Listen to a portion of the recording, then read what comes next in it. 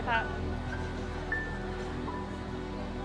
I work in risk reduction, which is not sexy, and I explain that it's the unsexy part of disaster management. It's not going in with water bottles and bags of rice when a disaster happens, which of course is incredibly important. But it's looking at the times now, looking around, working with communities, trying to understand what will make them unsafe in the next disaster. In September 2009, a massive earthquake struck the city of Padang in Indonesia. Rebuilding work continues. So too does the work of AusAID specialists Anita Dwyer and Jason Brown, preparing communities to better withstand the impact of any future seismic instability.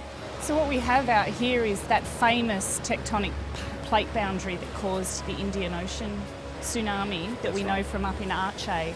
Stretches all the way down, and what we have is the potential for a massive earthquake that would just cause this ocean to come right up. They've been doing some funky stuff out there. They've been dissecting coral, and by this sort of method and doing some carbon dating, they're looking at around about a 200-year cycle. Okay. So they're saying that 200 years is about up, give or take. And so when they say give or take, you know, yeah, within a generation we could see a very large earthquake out there, possibly tsunamigenic, so possibly a large tsunami hitting the coast here. I adore working with Jason. He's passionate about community development and especially disaster reduction. Yeah, the time of the earthquake was really strong. His house badly cracked and some walls fell down.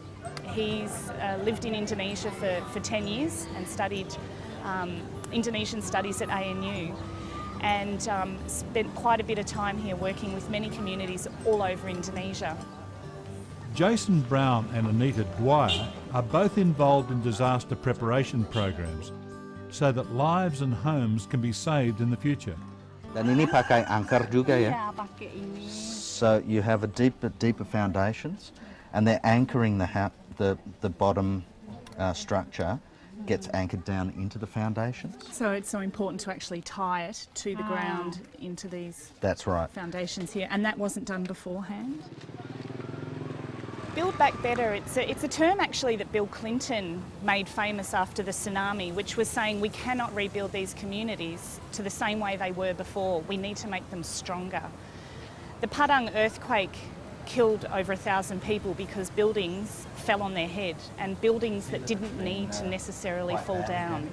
Yeah, some major cracks throughout the rooms here. They would have put anchors in where necessary as well. To hook onto these walls. Yeah. So again, when you get a shake, you've not got a great long wall moving, yeah? You've got smaller walls that are supported by supporting beams, yeah?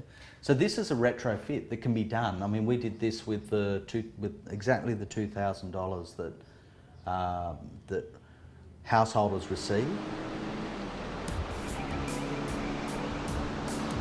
One of the things the government's doing here is they're looking at these vertical evacuation structures. So you're looking at about 4 to 5 floors. You probably could get, you know, a couple of thousand people squeezed up there.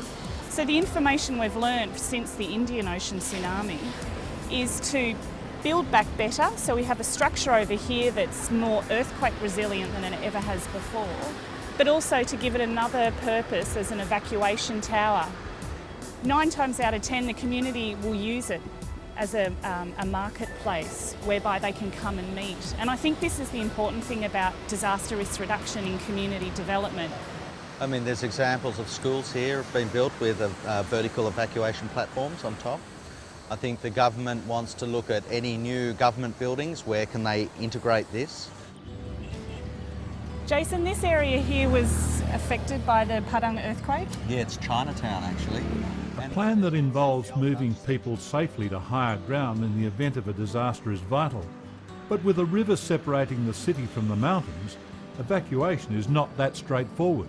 There's been evacuation routes identified. They're now identifying new, and will open up new routes that go back east into the mountains here. This community behind us though need to look at this area, and you've got this one bridge that gets them there. In another part of town, this mural serves as both a reminder and teaching aid for the evacuation plan. Okay, so this is one of many murals that you have done around Padang, Around West Sumatra, actually. around West Sumatra, to educate communities about earthquake and tsunami. Disaster preparedness also. Disaster preparedness. So it's about getting the community involved Yeah, and raising awareness at the same time. right. And creating something that's a bit fun. Community support is important if the work is to succeed. And engaging with Islamic organisations is a major role for Anita Dwyer. Maaf sekali, Bapak.